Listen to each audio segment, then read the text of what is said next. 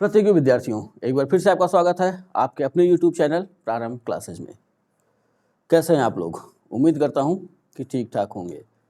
2 दिन के बाद वीडियो मिल रही है कुछ स्वास्थ्य संबंधी समस्याओं के कारण, लेकिन उम्मीद है कि तब तक आप लोगों ने पिछली वीडियो जो भी आपकी छूटी होगी उसको दोहरा लिया होगा और आवश्यकता अनुसार अपने नोट्स बना लिए होंगे। अब हम पढ़ रहे थे भारत का भूगोल और भारत के भूगोल के तहत हम देख रहे थे भारत की नदियाँ, और भारत की नदियों के तहत सबसे पहले हम हिमालय से निकलने वाली नदियों के बारे में देख रहे हैं और सिंधु नदी तंत्र ये हम पढ़ चुके हैं इसकी पिछली वीडियो में। इस वीडियो में हम पढ़ेंगे गंगा नदी तंत्र, यानी उसी क्लास को आगे बढ़ाते हैं। ठीक है, तो आज का चैप्टर है अपना गंगा नदी तंत्र। मुख्य चैप्टर अपना भारत की नदियाँ ही है। तो भारत की नदियों के तहत 3 हिमालय के प्रमुख तंत्र हैं जो भारत से होकर के गुजरते हैं नदी तंत्र। एक सिंधु नदी तंत्र, दूसरा गंगा नदी तंत्र और तीसरा ब्रह्मपुत्र नदी तंत्र। जैसा कि पिछली वीडियो में मैंने समझाया था, एक होगी मुख्य नदी और उस मुख्य नदी से मिलने वाली जितनी सहायक नदियां हैं और उन सहायक नदियों की जितनी सहायक नदियां हैं, इन सब को एक साथ जोड़ लिया जाए तो वो बन जाता है उस मुख्य नदी का नदी तंत्र। ठीक है, तो यहाँ हम गंगा नदी तंत्र के बारे में देखेंगे और गंगा नदी तंत्र के बारे में जो शुरुआत अपनी होगी वो सबसे पहले होगी गंगा नदी से। तो अमूमन गंगा नदी भारत की सबसे पवित्र नदी वर्तमान में जो मानी जाती है। वैसे जैसे ऋग्वैदिक काल में लोगों ने क्या देखा था, सरस्वती उनकी सबसे पवित्र नदी थी, लेकिन वर्तमान में अगर पूछे तो गंगा सबसे पवित्र नदी है भारत की। तो उद्गम के संदर्भ में 3 क्वेश्चन बनते हैं, तो थोड़ा सा ध्यान ये रखना है कि पढ़ते समय कुछ चीज़ें थोड़ा हमें ध्यान से पढ़नी होंगी, समझ के पढ़नी होंगी। पढ़ने को तो सब पढ़ते हैं, लेकिन आखिर हमसे एग्जामिनेशन में गलती क्यों होती है? तो गलती इसलिए होती है कि हम समझ के नहीं पढ़ते। तो पहले आते हैं गंगा नदी तंत्र। गंगा नदी तंत्र में देखिए उद्गम, तो इसका उद्गम कहाँ से होता है? अब अगर राज्य पूछा तो राज्य हो जाएगा उत्तराखंड। ठीक है, अगर जिला पूछ लिया तो जिला हो जाएगा उत्तरकाशी जिला। अब 2 चीज़ें ध्यान में रखनी है, कहाँ से निकलती है तो आंसर हो जाएगा गोमुख, और कभी कभी जब गोमुख ऑप्शन में ना रहे तो हम चले जाएंगे गंगोत्री पर। ठीक है, लेकिन अगर गोमुख और गंगोत्री दोनों ऑप्शन में हो, ऐसा पूछा हुआ कहाँ से निकलती है तो आंसर हो जाएगा गोमुख। लेकिन अगर उसी क्वेश्चन को बदले और पूछे कि गंगा का स्रोत क्या है या किस ग्लेशियर से निकलती है, तब आंसर क्या हो जाएगा? गंगोत्री हिमनद। हिमनद को अंग्रेजी में क्या कहते हैं? ग्लेशियर कहते हैं। तो गंगोत्री हिमनद या गंगोत्री ग्लेशियर। ठीक है, अब ये ग्लेशियर कितनी ऊंचाई पर स्थित है? लगभग 3900 मीटर की ऊंचाई पर गंगोत्री ग्लेशियर स्थित है। ठीक है, अब ये ध्यान रख लीजिएगा कि जब ये गंगा गोमुख से निकलती है, ठीक है, तो वहाँ इसका नाम गंगा नहीं होता है, वहाँ हम इसको किस नाम से जानते हैं? भागीरथी। ठीक है, इतना क्लियर हुआ। सेकंड पॉइंट, नदी की लंबाई। तो इस नदी की लंबाई कितनी है? तो मैंने क्या समझाया था कि जितनी हिमालय की नदियां हैं सबकी लंबाई हम लगभग में ही रखेंगे। तो अभी जो लेटेस्ट आंकड़ा अपने पास है वो है 2525 किलोमीटर। याद करना बिल्कुल आसान है, 25-25 2525 किलोमीटर गंगा की लंबाई है कुल। ठीक है, तो इसको ध्यान में रखिएगा। भारत अब हिमालय से होकर गुजरती है, तो हिमालय की कितनी श्रेणियों को काटती है? जाहिर सी बात है उत्तराखंड से निकल रही, यानी कि बृहद हिमालय ऊपर रह गया, बीच में बचा मध्य हिमालय या लघु हिमालय और नीचे शिवालिक। तो हिमालय की 2 श्रेणियों को काटते हुए ये बहेगी। हिमालय की मध्य एवं शिवालिक श्रेणियों को काटकर प्रवाहित होती है। ठीक है, तो ये सबसे बेसिक पॉइंट है, इतना ध्यान में रखना है। अभी हमने क्या देखा, गोमुख से जब गंगा निकली तो नाम क्या था इसका? भागीरथी। अब गोमुख से हम इसको आगे लेके चलते हैं। गंगा की 2 प्रमुख धाराएं हैं, भागीरथी एवं अलकनंदा। ठीक है, यानी भागीरथी और अलकनंदा, इन 2 का जब संगम होगा तब जाकर के गंगा नदी का निर्माण होगा, या तब जो संयुक्त धारा जो आगे बढ़ती है तब हम उसको कहते हैं गंगा। ठीक है, जो उत्तराखंड के टिहरी गढ़वाल जिले, ठीक है, इसको ध्यान में रखिएगा, टिहरी गढ़वाल जिले के देवप्रयाग नामक स्थान पर संगम कर गंगा नाम से आगे प्रवाहित होती है। ठीक, अब अलकनंदा की चर्चा आ गई तो पहले अलकनंदा के बारे में ही देख लेते हैं। ठीक है, तो अलकनंदा का उद्गम अगर देखा जाए तो अलकनंदा का उद्गम कहाँ है? अलकनंदा कहाँ से निकलती है? तो उसका स्रोत है सतोपंथ हिमानी।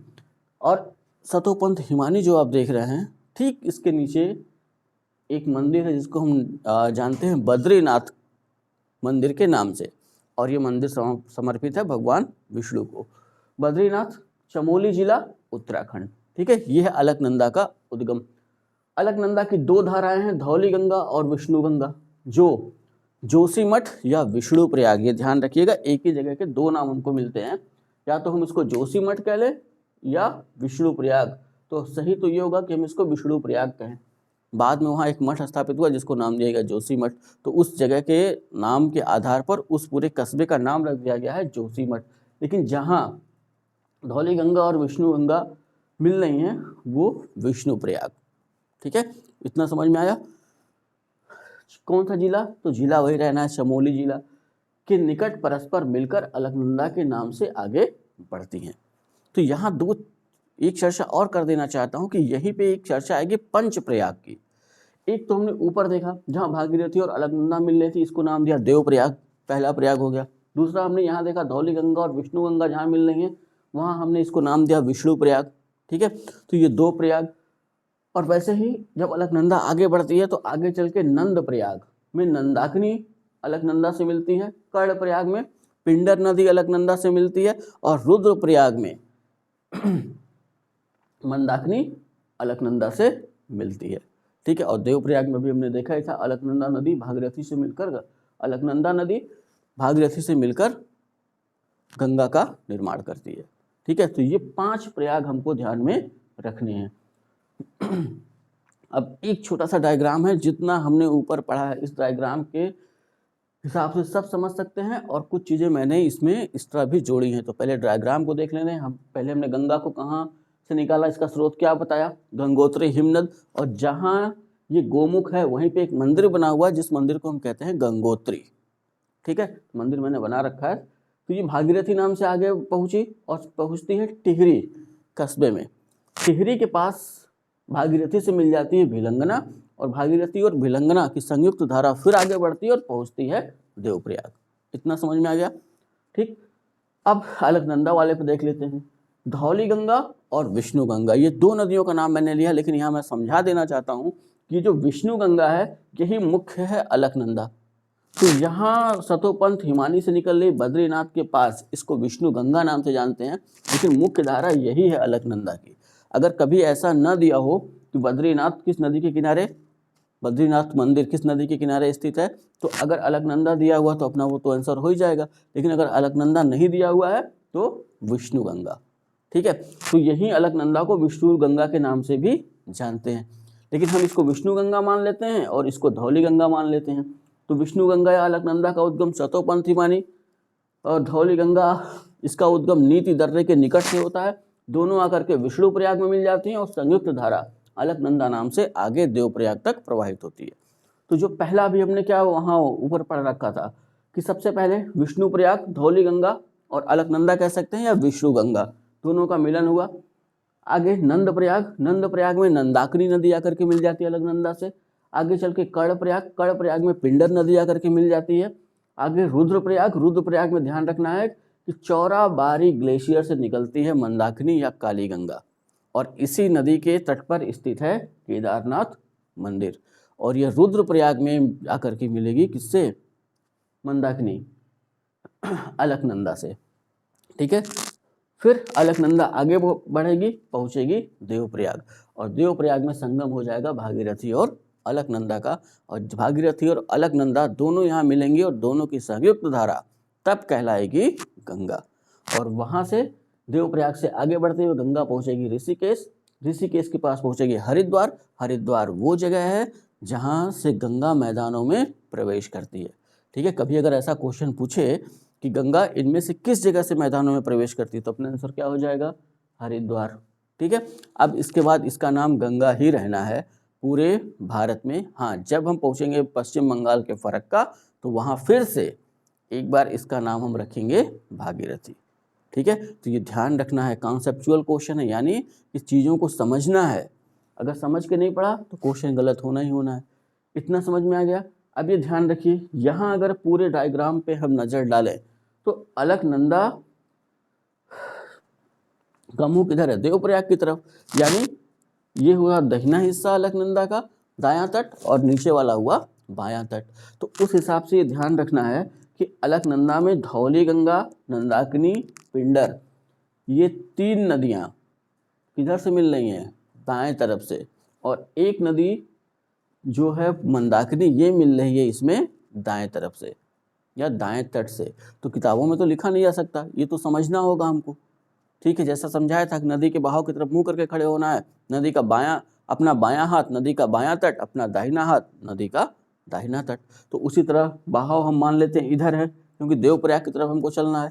ये हिस्सा हो गया दाहिना, ये हिस्सा हो गया बायां। अब छोटा सा क्वेश्चन बना सकते हैं, बनाया जा सकता है कि नंद प्रयाग में नंदाकिनी अलकनंदा के किस तट से मिलती है, दाएं से या बाएं से। तो अगर कॉन्सेप्ट क्लियर है तो हम क्या आंसर हो जाएगा, बाएं तरफ से। ठीक है, और मंदाकिनी या काली गंगा दाहिने तरफ से। ये इसलिए प्रसिद्ध है कि आपको याद होगा कि केदारनाथ में आई थी बाढ़, और उस बाढ़ में कई लोग मारे गए थे। और वो हुआ ये था कि चौराबाड़ी ग्लेशियर के पास एक झील का निर्माण हो गया था, और पानी ज़्यादा होने की वजह से बरसात ज़्यादा हुई और अचानक से वो झील फट गई और मंदाकिनी नदी में बाढ़ आ गई और अपने रास्ते में पड़ने वाली हर चीज़ को वो बहा ले गई। इसी संदर्भ में केदारनाथ के मंदिर के पास झील से ही एक बड़ी सी शिला आकर के मंदिर के पीछे रुक गई, जिससे मंदिर बच गया। आज हम उस शिला को जानते हैं दिव्य शिला के नाम से, कि ये वो शिला है जिसने मंदिर को बचा लिया। अब जो केदारनाथ जाते हैं तो भगवान शिव के साथ साथ इस शिला का भी पूजन वो करते हैं। इतना समझ में आ गया। तो ये ध्यान रखिए कि गंगा वाला फिगर हम 3 पार्ट में देंगे। पहला तो आपको इतना बनाना है, गंगा का उद्गम, अलकनंदा का उद्गम, उसकी सहायक नदियाँ, पहुँचेंगे हम हरिद्वार। ठीक है, हरिद्वार के बाद जो अगला फिगर जो हम बनाएंगे वो हम गंगा को ले आएंगे उत्तर प्रदेश में, उत्तर प्रदेश से लेके पश्चिम बंगाल तक एक फिगर में। ठीक है, वो इसलिए कि समझने में आसानी होगी। हाँ, आपको अगर लगे तो आप एक पन्ने पे पूरा एक साथ बना सकते हैं। इतना समझ में आ गया। अभी ध्यान रखना है कि अभी थोड़ी देर पहले हमने क्या देखा था, गंगोत्री से गंगा निकली या गोमुख से गंगा निकली, आगे पहुंची टिहरी। टिहरी में भिलंगना उससे मिल जाती है। किससे मिल जाती है, गंगा नाम तो देवप्रयाग के बाद बड़ा, भागीरथी से। ठीक है, तो भागीरथी और भिलंगना के संगम पर टिहरी में टिहरी बांध का निर्माण किया गया है। ये ध्यान रख लेना है, टिहरी बांध के पीछे जो झील बनी हुई है उसको नाम दिया गया स्वामी राम तीर्थ सागर। और टिहरी बांध के बारे में कहा जाता है कि भारत का सबसे ऊंचा बांध है, 261 मीटर की ऊंचाई है इसकी। ठीक है, तो जब बांध पढ़ेंगे तो वहाँ इसको और विस्तृत देखेंगे, लेकिन अभी इतना ध्यान रखना है कि भागीरथी और भिलंगना के संगम पर जो कहाँ हो रहा है, टिहरी में हो रहा है, वहाँ पर जो है टिहरी बांध बनाया गया है। टिहरी बांध, जब भी बांध बनाया जाएगा तो बांध के पीछे एक झील का निर्माण होगा, और यहाँ टिहरी झील का नाम रखा गया स्वामी राम तीर्थ सागर। ठीक है, अब गंगा कितने राज्यों से होकर के प्रवाहित होती है, तो एक लाइन से हम देखें तो गंगा भारत के 5 राज्यों से होकर के प्रवाहित होती है। पूरब दिशा में प्रवाहित हो रही है, तो जहां से उद्गम हुआ, पहला उत्तराखंड, दूसरा उत्तर प्रदेश, तीसरा बिहार, चौथा झारखंड, 5वां पश्चिम बंगाल। तो 5 राज्य हैं जहां से होकर के गंगा प्रवाहित होती है। अगर लंबाई के बारे में बात कर लें कि किस राज्य में कितना इसका प्रवाह क्षेत्र है, उत्तराखंड में 110 किलोमीटर, उत्तर प्रदेश में 1450 किलोमीटर, ठीक है, बिहार में 445 किलोमीटर और पश्चिम बंगाल में 520 किलोमीटर। अब झारखंड को क्यों हमने छोड़ दिया? झारखंड को इसलिए हमने छोड़ा कि जो गंगा प्रवाहित हो रही है ना, तो या तो हम उसको बिहार में ऐड कर लें या तो झारखंड में ऐड कर लें, क्योंकि झारखंड राज्य के भीतर से नहीं, झारखंड और बिहार की सीमा बनाते हुए और पश्चिम बंगाल से भी कुछ सीमा बनाते हुए प्रवाहित होती है। तो ये लंबाई यहाँ पे छोड़ दी जाती है झारखंड की, क्योंकि अगर हम उस झारखंड वाली भी लंबाई ले लेंगे तो अमूमन जो बिहार की लंबाई या तो हमें इसे कम करना पड़ेगा या तो हमारी गणना त्रुटिपूर्ण हो जाएगी। तो इसलिए झारखंड में गंगा की लंबाई छोड़ दी जाती है। समझ में आ गया? तो राज्य 5, और अगर इस हिसाब से देखें तो सबसे अधिक प्रवाह गंगा का कहाँ हमको देखने को मिल रहा है? उत्तर प्रदेश। कितना? 1450 किलोमीटर। सबसे कम प्रवाह कहाँ पे है? उत्तराखंड, 110 किलोमीटर। ठीक है, तो ये भी इसलिए ध्यान में रखना है कि 4 राज्य 5 राज्यों से होकर गुजरती है, और 4 राज्यों में हमें ये पता है कि इसका प्रवाह क्षेत्र कितना है। हो सकता है क्रम से लगाने को दे दे कभी भी, अभी तक तो नहीं दिया हुआ कि क्रम से लगाइए, अधिक से कम की ओर। तो अधिक से कम की ओर लगाएंगे, सबसे पहला आंसर हमारा क्या हो जाएगा? पहला हो जाएगा उत्तर प्रदेश, दूसरा पश्चिम बंगाल, तीसरा बिहार और चौथा उत्तराखंड।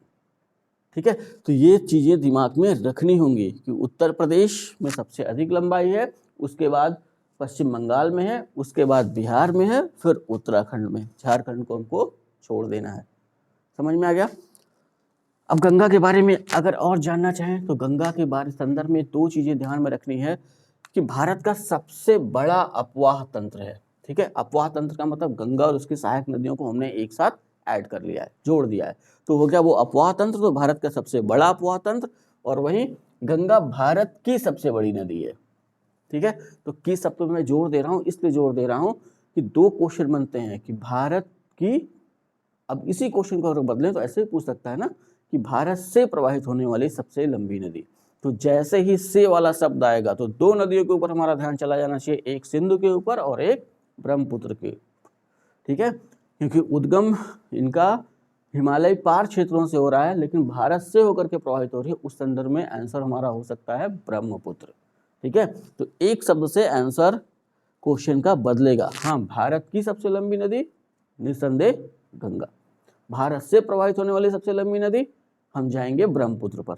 ठीक है, आंकड़े थोड़ा सा सिंधु और ब्रह्मपुत्र के हमारे पास पूरी तरह उपलब्ध नहीं है, लेकिन ऐसा माना जाता है कि ब्रह्मपुत्र का प्रवाह क्षेत्र सिंधु से थोड़ा अधिक है।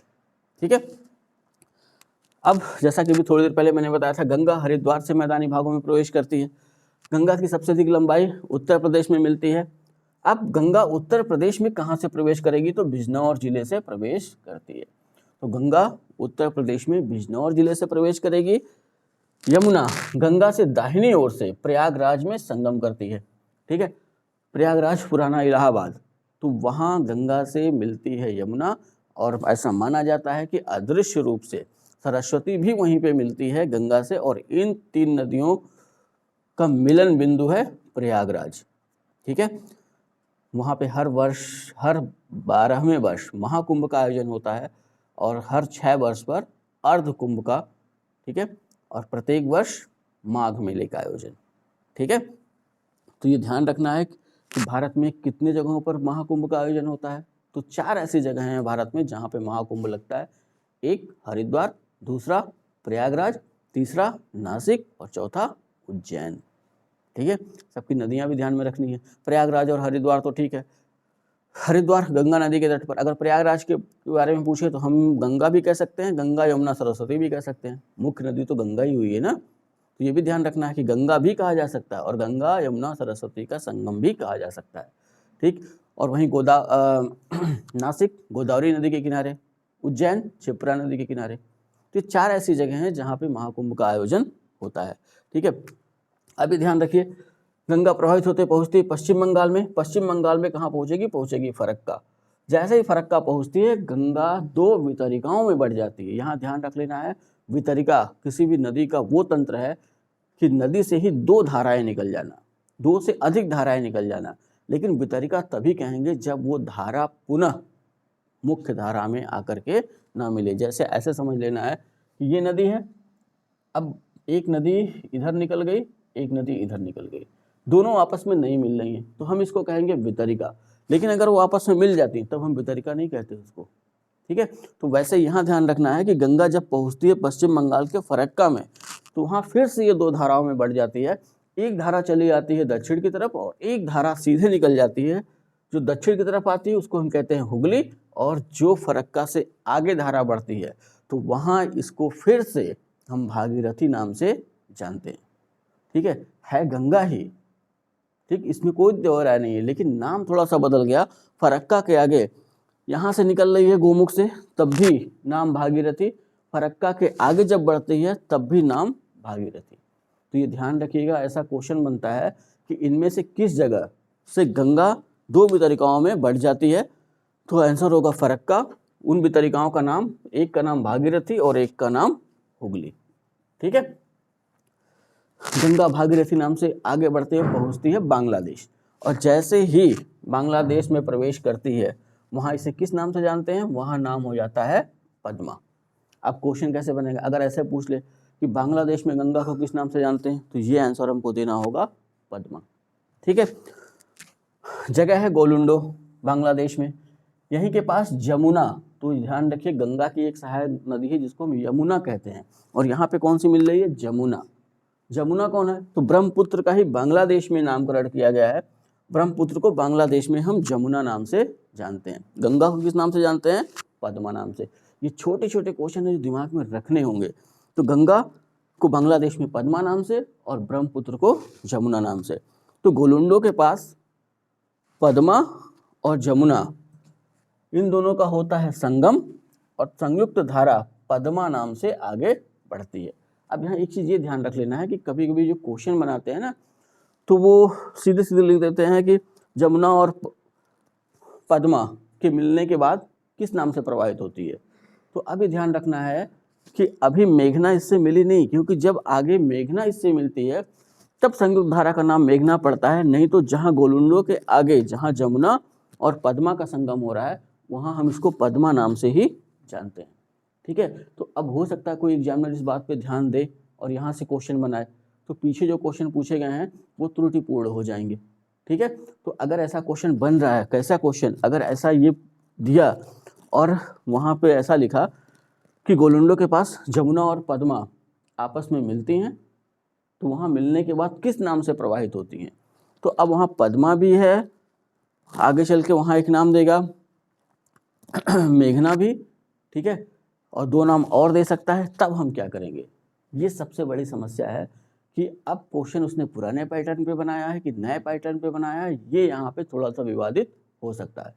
तो मेरा ये मानना है कि छोटे एग्जामों में अभी भी आप लगाइए मेघना।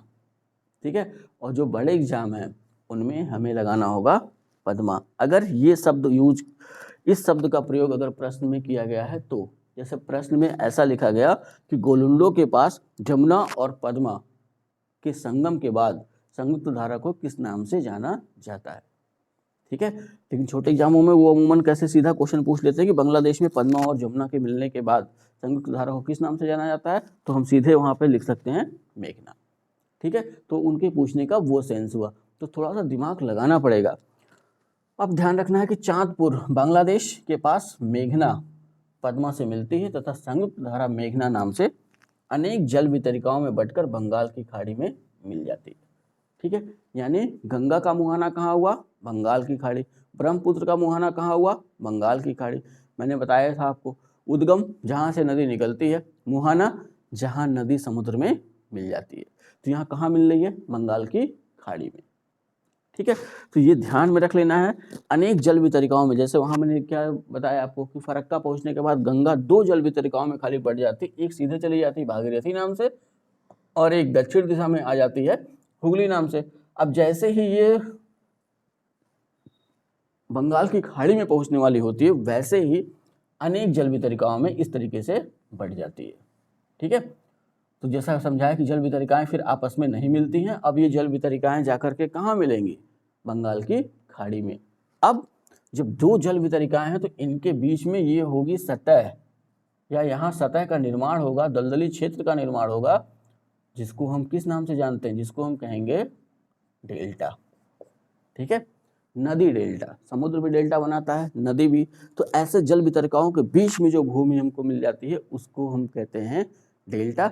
या नदी समुद्र में मिलने से पहले जो एक अच्छी खासी दलदली उपजाऊ भूमि छोड़ जाती है उसको भी हम कहते हैं डेल्टा। ठीक, दूसरे संदर्भ में यहाँ ध्यान रखना है कि गंगा ब्रह्मपुत्र का डेल्टा विश्व का सबसे बड़ा नदी डेल्टा है। क्वेश्चन कई बार पूछा हुआ, ध्यान में रखना है, विश्व का सबसे बड़ा डेल्टा। तो अगर गंगा का डेल्टा दिया है तब भी काम चल जाएगा, अलग अलग नहीं देना है उसको, या तो गंगा का डेल्टा देगा या तो ब्रह्मपुत्र का डेल्टा देगा। और दूसरे सेंस में अगर देखें तो हम इसको मेघना का भी डेल्टा कह सकते हैं। ठीक है, लेकिन जो नामकरण हुआ है उसका यह है गंगा ब्रह्मपुत्र का डेल्टा। तो गंगा ब्रह्मपुत्र का डेल्टा विश्व का सबसे बड़ा डेल्टा है, जिसका विस्तार हमको कहाँ कहाँ मिलता है, एक तो हुगली और दूसरी मेघना। तो हुगली और मेघना नदियों के बीच। ठीक, मुख्य धारा उधर हो, इधर जो हुगली वाली जा रही है और उधर जो भागीरथी आगे बांग्लादेश पहुंची, फिर उसमें यमुना मिली, जमुना मिली, फिर आगे चल के उसमें मिल जाती है मेघना। तो इन अगर कभी पूछे किन दो नदियों के मध्य, तो अपना आंसर ये होगा हुगली और मेघना नदियों के बीच। ठीक है, अब इस डेल्टा के बारे में थोड़ा सा देख लेते हैं।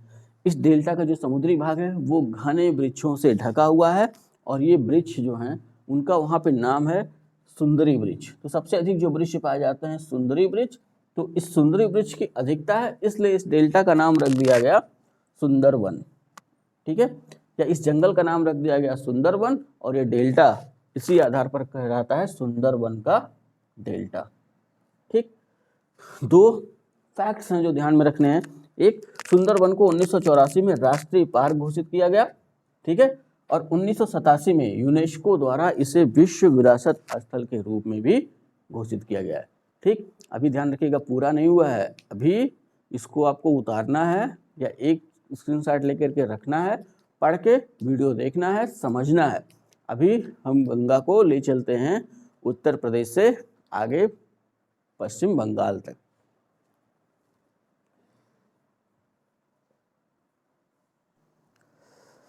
हाँ तो विद्यार्थियों, वीडियो को आगे बढ़ाते हैं और कुछ और प्रमुख तथ्य देखते हैं गंगा के संदर्भ में। अब गंगा है तो उनकी सहायक नदियां भी होंगी, तो यहाँ देखना है कि गंगा के दो तट दाएं और बाएं, तो दाएं से कौन सी मिल रही है, बाएं से कौन सी मिल रही है। ठीक है, तो गंगा के दाएं तट से मिलने वाली सहायक नदियों में अगर हम देखें तो जो प्रमुख सहायक नदियां हैं जो गंगा के दाएं तट से मिलती हैं वो हैं यमुना, सोन, टोंस, कर्मनाशा आदि। ठीक, तो मैंने ये चार प्रमुख लिखा और यही चार मुख्यतः प्रमुख हैं जिसमें से सबसे अधिक जो क्वेश्चन पूछा जाता है वो इसके बारे में। ठीक, क्वेश्चन क्या बनता है, क्वेश्चन ये बनता है कि विंध्य क्षेत्र से निकलने वाली या दक्षिण के पठारों से निकलने वाली एकमात्र गंगा की सहायक नदी। तो पटना के पास ये टोंस गंगा से मिलती है, ठीक है, मध्य प्रदेश इसका उद्गम स्थल है, वहां से ये आगे बढ़ती है। ठीक, तो टोंस के बारे में कई क्वेश्चन पूछा हुआ है, तो ये टोंस से विशेष ध्यान रखना है। ऐसा इसलिए कि अधिकतर जो मध्य प्रदेश से जो नदियां निकल रही हैं वो यमुना की सहायक नदियां हो जाती हैं, ठीक है, और यमुना सहायक नदी है गंगा की। तो एक टोंस जो निकल रही है वो सोनभद्र के साइड से होते हुए और बिहार में प्रवेश करती है और पटना के पास मिलती है। इसी रिहंद इसी टोंस की सहायक नदी है। ठीक है, तो कभी मैपिंग की व्यवस्था बनी तो उसको मैप में मैं दिखाऊंगा आप लोग को, तो वहाँ ज़्यादा समझ में आएगा। तो अभी इतना ध्यान रखना है। ठीक, तो यहाँ पे इस नदी पे भी ध्यान रखिएगा, टोंस। तो इलाहाबाद के थोड़ा सा पहले ये टोंस मिल जाती है। ठीक, छोटी नदी है इसलिए इसकी चर्चा कम होती है, लेकिन यहाँ ध्यान रखना यमुना, सोन, टोंस, कर्मनाशा ये वो नदियाँ हैं जो गंगा के दाहिने तट से इससे मिलती हैं। रीजन ये है कि गंगा की जो अधिकतर सहायक नदियाँ वो उसके बाएं तट से मिलती हैं गंगा के। ठीक है, तो ये चार ऐसी प्रमुख हैं जो गंगा के दाहिने तट से मिलती हैं। ठीक, गंगा के बाएं तट से मिलने वाली सहायक नदियाँ जो प्रमुख हैं, रामगंगा, गोमती, घाघरा, गंडक, बागमती, कोसी, महानंदा आदि। तो यहाँ इस नदी पे ध्यान रखना है, वो है महानंदा, भारत में गंगा नदी के बाएं तट से मिलने वाली आखिरी नदी। ठीक है, तो इस महानंदा पे विशेष ध्यान रखना है कि पूछ सकते हैं ना ये कि गंगा से मिलने वाली या गंगा के बाएं तट से मिलने वाली भारत में आखिरी नदी, तो ये अपना आंसर होगा महानंदा। ये क्वेश्चन पूछा जा चुका है, इसलिए ध्यान में रखिएगा। अब गंगा नदी से जुड़े हुए कुछ और तथ्य देख लेते हैं। एक तो ये ध्यान रखना है कि 4 नवंबर 2008 को गंगा को जो है राष्ट्रीय नदी घोषित किया गया। तो ये डेट पूछी जाती है आपसे। ठीक है, कभी कभी सीधा क्वेश्चन पूछ लेते हैं कि भारत की राष्ट्रीय नदी, तो अमूमन 95% लड़के इस क्वेश्चन को हल कर लेते हैं, 5% तब भी बच जाते हैं जो इधर उधर भटक जाते हैं। लेकिन ये ध्यान रखिए 4 नवंबर 2008 को गंगा को राष्ट्रीय नदी घोषित किया गया। ठीक है, इसी संदर्भ में एक और मामला याद रखना है कि 2017 में उत्तराखंड उच्च न्यायालय ने गंगा और यमुना को जीवित मानव का दर्जा प्रदान किया। ठीक है, ऐसा इसलिए कि गंगा और यमुना को स्वच्छ रखा जा सके। तो जैसे एक इंसान होते हैं वैसे गंगा और यमुना को उत्तराखंड उच्च न्यायालय ने एक इंसान का दर्जा प्रदान किया गया, यानी कि अब इसमें आप कपड़ा नहीं धो सकते, गंदगी नहीं बहा सकते। ठीक है, ये अलग बात है कि उत्तराखंड के बाहर निकलते ही गंगा प्रदूषित क्यों हुई।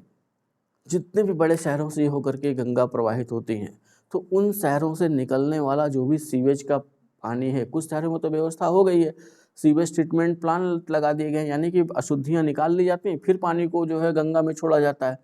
ठीक है, जैसे इलाहाबाद प्रयागराज में भी एक लगा हुआ है दारागंज के पास।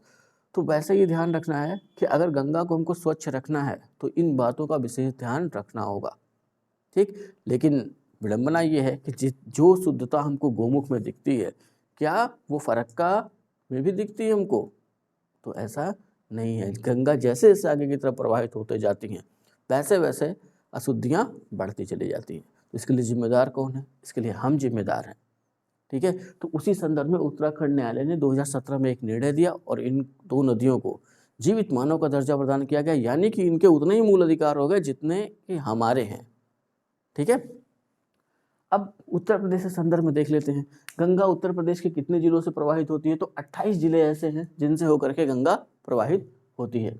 बिजनौर से उत्तर प्रदेश में प्रवेश करेंगी गंगा और कहाँ से निकल जाएंगी? बलिया जिले से बाहर।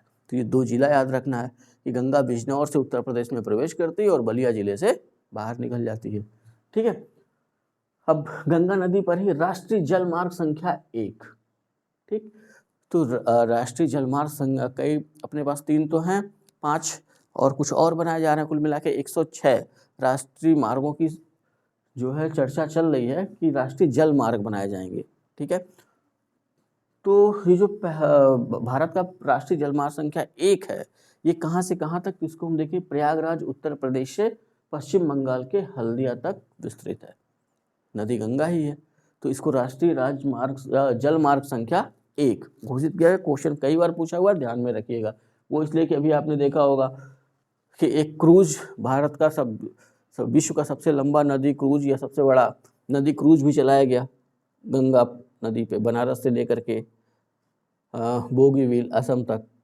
तो इसलिए भी वो चर्चा में रहा। तो इसी राष्ट्रीय जलमार्ग संख्या 1 से होते हुए ही ये यात्रा संपन्न हुई थी, इसलिए इसको ध्यान में रखिएगा। आने वाले एग्जामों में पूछे जाने की संभावना बनी रहेगी। यमुना के बारे में कुछ तथ्य देख लेते हैं। जैसे गंगा के बारे में देखा, तो अगर देखा जाए तो यमुना का उद्गम, जैसे गंगा का उद्गम वैसे यमुना का उद्गम। यमुना का उद्गम कहाँ है? तो यहाँ ध्यान रखिए, अगर जिला पूछा तो टिहरी गढ़वाल, राज्य पूछा तो उत्तराखंड, और स्थान पूछ लिया तो बंदरपूंछ, स्रोत पूछ लिया यमुनोत्री हिमनद। और यहीं जैसे गंगोत्री, जहाँ गोमुख है वहाँ गंगोत्री मंदिर बना हुआ है, जैसे यहाँ पे बंदरपूंछ के पास जहाँ इनकी पहली धारा दिखती है वहीं यमुनोत्री मंदिर भी बना हुआ है। ठीक है, तो ये 4 पॉइंट में मैंने इसलिए करके दिया है कि आजकल क्वेश्चन पूछने का तरीका उनका बदल रहा है। तो उनका तरीका बदला तो हमको भी बदले हुए तरीके के हिसाब से ही चीज़ों को देखना होगा। तो अगर जिला पूछ लिया कि मान लीजिए अब क्वेश्चन ये पूछ लिया कि उत्तराखंड के किस जिले से, तो आंसर हो गया टिहरी गढ़वाल जिला। राज्य पूछ लिया तो उत्तराखंड, उत्तराखंड में कहाँ? तो बंदरपूंछ। स्रोत यमुनोत्री हिमनद। जब बंदरपूंछ नहीं दिया होगा तब हम जाएंगे यमुनोत्री पर। ठीक है, जैसे वहाँ गंगा वाले में देखे थे हम लोग कि अगर गंगोत्री, जब वहाँ पे गोमुख नहीं दिया होगा तो हम किस पे चले जाएंगे? गंगोत्री पर चले जाएंगे। ठीक है, तो वैसे ही ध्यान में रखना है। अब यहाँ पे इस वाली टोन से तुलना करनी है कि गंगा से जो नदी मिल रही है उसका भी नाम टोन्स है, और यहाँ यमुना हिमालयी क्षेत्र में टोन्स यमुना की सबसे बड़ी सहायक नदी है। ठीक है, तो 2 टोन्स अपने पास हो गई। जब क्वेश्चन में ये शब्द जुड़ा होगा हिमालयी क्षेत्र में, ठीक है, अब क्वेश्चन कैसे बनेगा? ऐसे बना सकते हैं कि हिमालयी क्षेत्र में टोन्स किसकी सहायक नदी है, या इनमें से किस नदी की सबसे बड़ी सहायक नदी है? तो आंसर क्या हो जाएगा? यमुना हो जाएगा तब। ठीक है, तो टोन्स हिमालयी क्षेत्र में यमुना की सहायक नदी है। अगर सीधा क्वेश्चन पूछ लिया कि टोन्स किसकी सहायक नदी है, जहाँ पे ये शब्द उन्होंने नहीं जोड़ा क्वेश्चन में, हिमालयी क्षेत्र में, तब आंसर क्या हो जाएगा? गंगा। समझ में आ गया? तो बहुत ही बेसिक क्वेश्चन है, ध्यान में रख लेना है। हिमालयी क्षेत्र शब्द जुड़ा होगा तो टोन्स यमुना की सहायक नदी, हिमालयी क्षेत्र शब्द नहीं जुड़ा है तो टोन्स किसकी सहायक नदी हो गई? गंगा की। ठीक है, यमुना की लंबाई देखा जाए तो 13,385 किलोमीटर। ठीक, तो यमुना की सहायक नदियों की अगर चर्चा कर ली जाए तो यमुना के दाहिनी ओर से मिलने वाली जो इसकी प्रमुख सहायक नदियां हैं उनमें है चंबल, सिंध, बेतवा तथा केन। चंबल, सिंध, बेतवा, केन, ये यमुना की प्रमुख सहायक नदियां हैं जो यमुना से उसके दाहिने तट से आकर के मिलती हैं। उसी तरह यहाँ ध्यान रखना है कि चंबल यमुना की सबसे बड़ी सहायक नदी है और यमुना गंगा की सबसे बड़ी सहायक नदी है।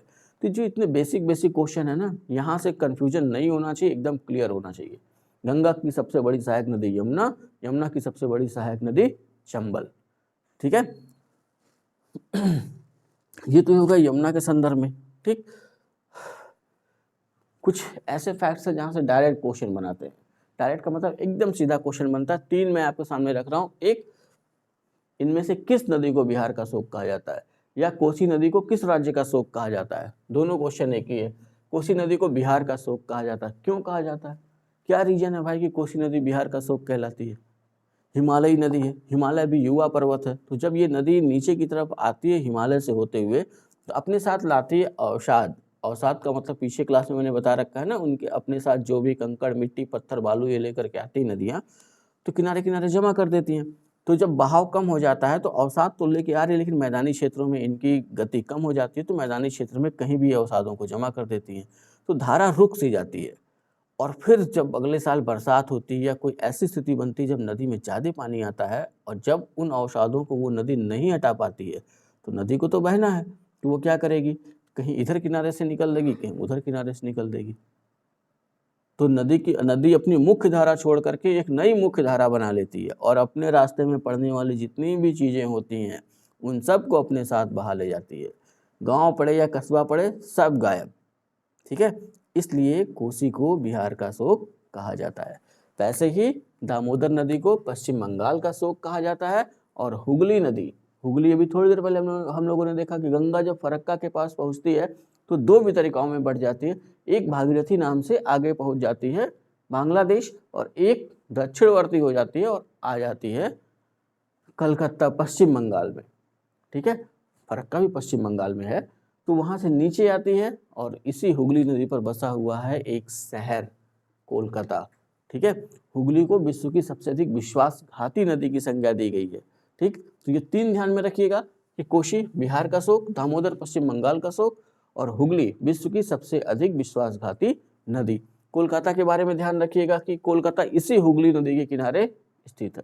हावड़ा ब्रिज इसी नदी पर स्थित है, बनाया गया है। ठीक है, कोलकाता हुगली नदी किनारे स्थित है और कोलकाता को दो उपनाम दिए गए हैं, एक पूर्व का लंदन कहा जाता है और दूसरा सिटी ऑफ जॉय। तो ये दो उपनाम हैं कोलकाता के, इसको भी ध्यान में रख लेना है। ऐसे क्वेश्चन बना सकते हैं, इनमें से सिटी ऑफ जॉय किसे कहते हैं? आंसर कोलकाता। इनमें से किसे पूर्व का लंदन कहते हैं? आंसर हो जाएगा कोलकाता। ठीक है, यमुना को उत्तर प्रदेश के साथ अगर जोड़ा जाए तो यमुना उत्तर प्रदेश में कहाँ से प्रवेश करती है? तो यमुना उत्तर प्रदेश में सहारनपुर जिले के फैजाबाद नामक स्थान से प्रवेश करती है। ठीक है, अगर सीधा क्वेश्चन पूछ लिया, जिला पूछा तो सहारनपुर, अगर जगह पूछ लिया तो फैजाबाद। ठीक, नोएडा के पास हिंडन नदी यमुना के बाएं तट से इससे आकर के मिलती है। तो जब बाएं तट वाली नदियों की चर्चा आ रही है तो यमुना के बाएं तट से मिलने वाली प्रमुख नदियां देख लेते हैं। ठीक, तो एक तो हिमालयी क्षेत्र में जो इसकी सहायक नदी भी थोड़ी देर पहले हमने देखा था टोन्स। ठीक है, एक अभी हमने देखा नोएडा के पास हिंडन, और दो और सेंगर और रिंद। ये वो यमुना की सहायक नदियां हैं जो उसके बाएं तट से आकर के मिलती हैं। ठीक है, तो ये ध्यान रखिए कि जैसे हमने वहाँ पर क्या देखा कि गंगा उत्तर प्रदेश के 28 जिलों से होकर के प्रवाहित होती है, तो यमुना, ये देखना होगा कि यमुना उत्तर प्रदेश के कितने जिलों से होकर के प्रवाहित होती है। ठीक है, तो यमुना उत्तर प्रदेश के 19 जिलों से होकर के प्रवाहित होती है। ठीक,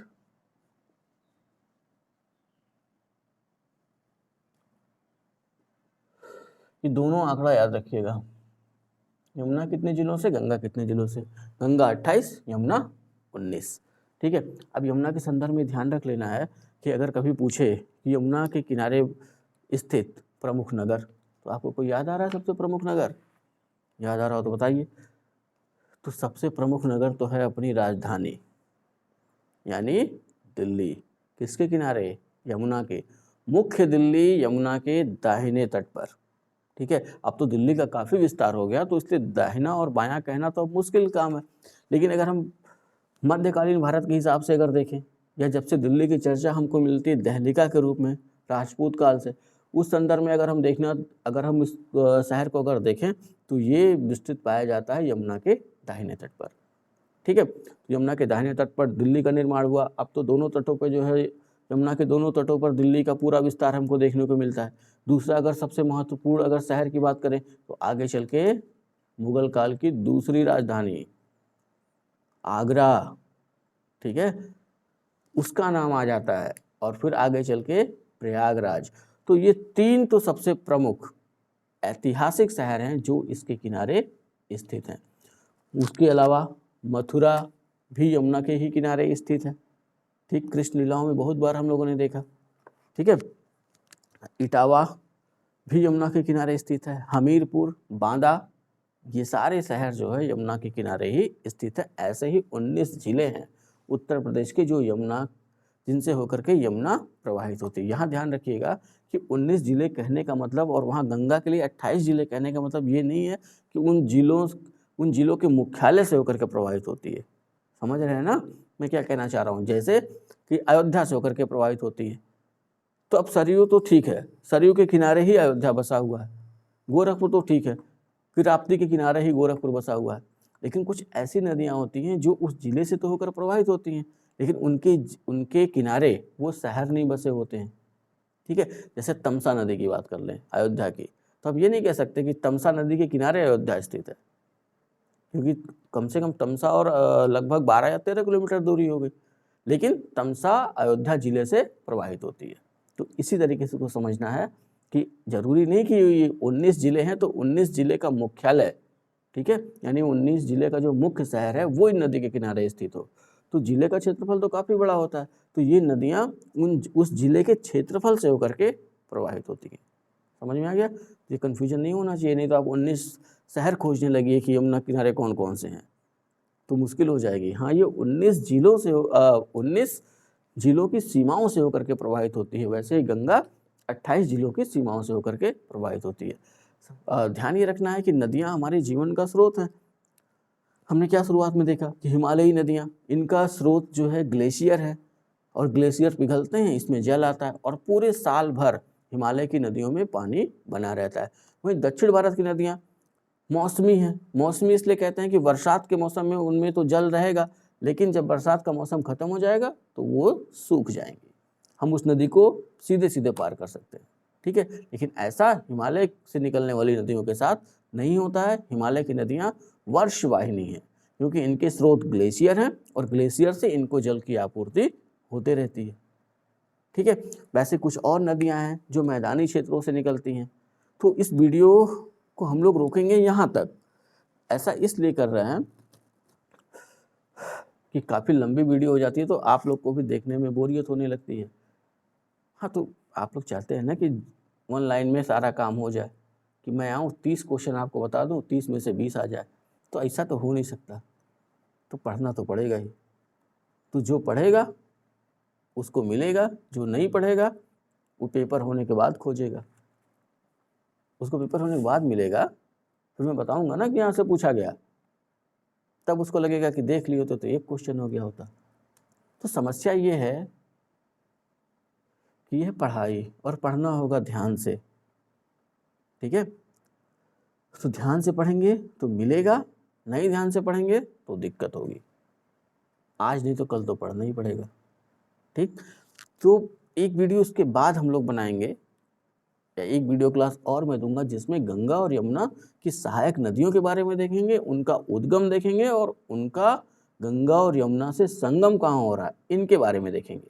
ठीक है, तो थोड़ा मन से पढ़िए, थोड़ा उंगलियों को कष्ट दिया करिए, और वीडियो देखने के बाद अच्छी लगे तो वीडियो को लाइक कर दिया करिए, कमेंट कर दिया करिए, और वीडियो को शेयर भी कर दिया करिए।